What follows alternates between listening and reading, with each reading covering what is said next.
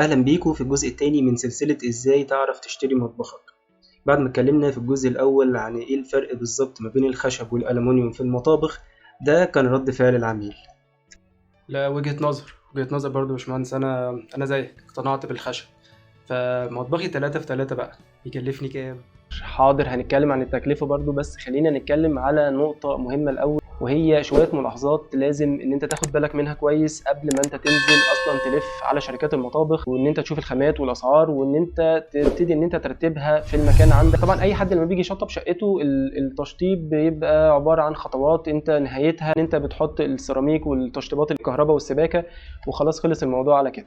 فبالتالي أنت بتدخل الصنايعي بيعمل لك الشقة كلها، لكن خلينا نقف في المطبخ. يعني بلاش، عشان خاطري بلاش المطبخ خليه طوب احمر، ولا دخل فيه سباك ولا كهربائي ولا سيراميك ولا اي حد خالص. تمام، اول واحد يدخل ويشوف المطبخ عندك هو بتاع المطابخ، او الديزاينر او المصمم او الصنايعي او الفني اللي نازل ياخد مقايسه المطبخ عندك. ده مهم جدا، لان احنا كمصممين لما بنيجي ننزل وناخد مقايسات المطابخ طبعا كلها بتبقى متشطبه سيراميك، فبالتالي العميل بيبقى موزع سباكته وكهربته والشباك والباب والكلام ده كله، كل حاجه خلاص اتشطبت. واحنا ما بنيجي اللي احنا خلاص بنرص له الاجهزه بس، احنا ما بيبقاش عندنا براح ان احنا نقدر ان احنا نوزع له التوزيعه الامثل اللي احنا كنا شايفينها احسن كتير. لان انت لما توزع السباكه يبقى خلاص ده مكان الحوض، بالنسبه لفيش الكهرباء، بالنسبه لوصله الغاز مثلا حددت لنا ان احنا لازم هنحط البوتاجاز هنا. فبالتالي الحاجات دي كلها ما تنفعش ان احنا ندي ابداع شويه في تصميم وتنفيذ المطابخ. فبالتالي انت لما هتنزل تلف على شركات المطابخ وتبتدي ان انت تختار شركه مثلا هتتعامل معاها وتيجي تاخد ويجوا ياخدوا المقايسه، هيبتدي ان هو بقى ايه يوزع براحته، يقول لك مثلا احنا هنحط الحوض هنا، هنحط البوتاجاز هنا، هنحط الثلاجه هنا. فالحاجات دي كلها بالنسبه له هو من رؤيته، او احنا من رؤيتنا احنا كمصممين شايفين ان التوزيعه دي هي التوزيعه الامثل بالنسبه للمكان. بعد كده برضو عايز ادي لك كام نصيحه تقدر ان انت تاخد بالك منها اثناء برضو التشطيب بالنسبه للمطبخ، وفي نفس الوقت تبقى مراعيها برضو مع الديزاينر او المصمم اللي هيعمل لك المطبخ بتاعك. فالحاجات دي مهمه جدا، فعشان كده عايزك بقى ايه ورقه وقلم كده وكوبايه شاي، وتبتدي ان انت ايه تكتبهم معايا. رقم واحد، بداية طبعا احنا بنحط الايه، احنا بنخش الشقة بنلاقي ان المطبخ خلاص متوزع فيه شباك ومحطوط فيه باب. فانت لو تقدر ان انت لو في امكانية طبعا ان انت تقدر ان انت تحط الباب والشباك كل واحد في نص حيطة يكون احسن كتير. يعني ميبقاش واحد متطرف محطوط مثلا في كورنر ولا حاجة، تمام، بحيث ان هو ما يضيق لناش المدخل ونقدر ان احنا نحط الاجهزة بشكل كويس. الشباك يبقى حاول على قد ما تقدر ان هو يكون في نص حيطه زي ما اتفقنا، لان 90% الاستخدام الافضل بالنسبه للحوض ان هو يكون تحت الشباك مش البوتاجاز. وعلشان على فكره دي معلومه عايزين نعممها كثقافه عامه، يا ريت البوتاجاز ما يبقاش تحت الشباك، الحوض هو اللي يبقى تحت الشباك. طب ليه الشباك ما يبقاش تحتيه البوتاجاز؟ لأكتر من سبب. السبب الأولاني إن كل التراب وكل العوادم وكل أي حاجة داخلة من بره الشقة داخلة من الشباك، فلما كل حاجة تدخل على الطبيخ اللي احنا بنعمله يقع فيه كل التراب وكل العوادم أو كل أي حاجة داخلة من الشباك. تاني حاجة إن كل الهواء اللي داخل من الشباك هو بيضرب في النار، فبيضرب في النار دي بيخف من حدتها، فالحاجة اللي بتتسوى في نص ساعة هتتسوى في ساعة إلا ربع، فبيزود لنا الايه مدة السوى بتاعة الأكل.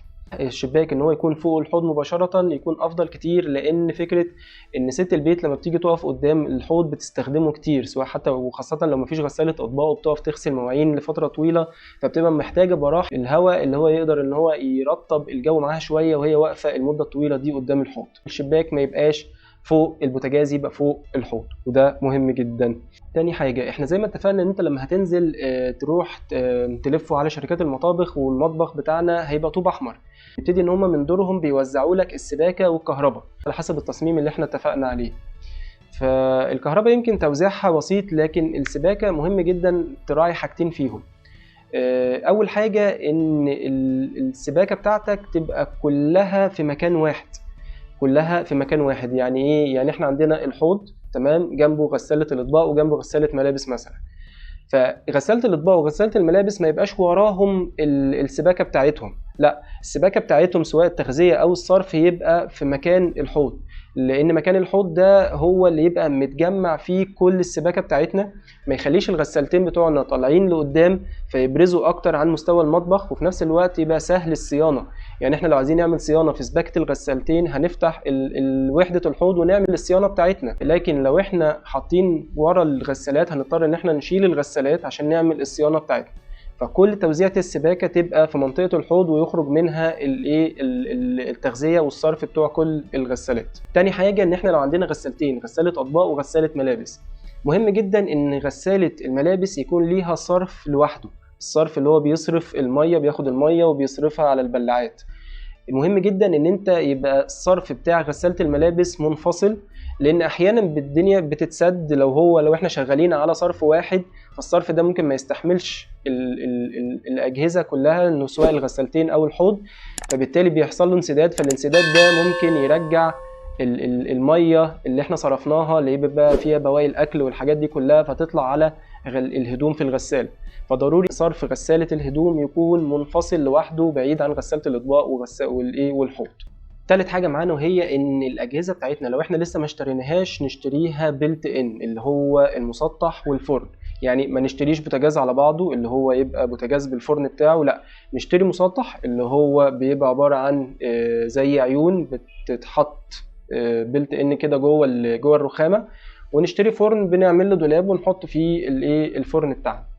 فبالتالي الاجهزه البيلت ان دي بتوفر علينا الاستخدام والعمليه والشكل احلى كتير من البوتاجاز العادي، لان طبعا بيخلي مساحه الرخام مكتمله ما بتتقطعش، فبيبقى فيه فراغات بيقع فيها بواقي الاكل ما بنعرفش ننضفها.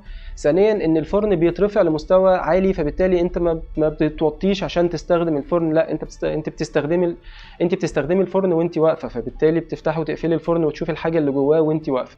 فده ضروري جدا بالنسبه للبوتاجاز لو احنا لسه ما اشتريناه. رابع حاجه هو مثلث الحركه. مثلث الحركه دي يمكن من المعلومات القديمه في توزيع او تصميم المطابخ، ان احنا عندنا 3 اجهزه رئيسيه هي الثلاجه والبوتاجاز والحوض، ما يبقاش فيه اي عوائق في مسار الحركه ما بينهم وما بين بعض، لان ده بيعطل ست البيت عن انها تروح للحاجات الرئيسيه في المطبخ. ويمكن النقطه دي هتبقى متوفره عند اكتر من حد، لان احنا يمكن مطابخنا كلها اصلا محندقه، واحنا اصلا بنقابل مشاكل كتير في المطابخ الصغيره دي، فعشان كده ما يبقاش في مساحه ان احنا ممكن نحط ترابيزه مثلا للقعده او ترابيزه لست البيت في نص المطبخ ولا حاجه عشان تقدر تريح بيها اثناء الطبيخ. خامس حاجه وان احنا لازم نقفل فوق البوتاجاز ونقفل فوق الغساله. الناس اللي بتخاف ان موضوع الحراره وتهويه الثلاجه والكلام ده كله، الموضوع ما فيهوش اي خطوره خالص. لو احنا جينا فصلنا فوق البوتاجاز وفوق الثلاجه هنلاقي ان احنا بقى مطبخنا عباره عن قطع جنب بعضها مش متصله ببعض، وده ما بيديش شكل حلو اطلاقا. حتى لو احنا منفذين خامه حلوه،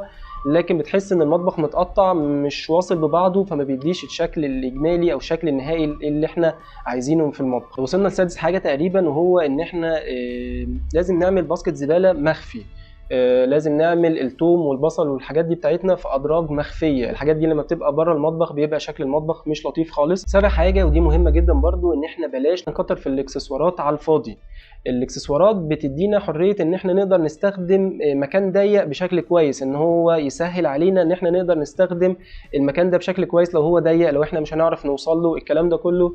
فبالتالي احنا لو نقدر نستبدلها ببدايل ان احنا نحط رف عادي، بما ان احنا عارفين نوصل للمكان ده من غير اكسسوار، يكون احسن واوفر لنا. الثامن حاجه معانا تقريبا هي لازم نعمل مساحه رخامه متصله على قد ما نقدر، ما نقطعهاش، عشان يقدر يوفر لنا الاستخدام الامثل بالنسبه للمطبخ. لان المطبخ كل ما رخامته تبقى كبيره متصله ببعضها افيد كتير بالنسبه لست البيت في الاستخدام.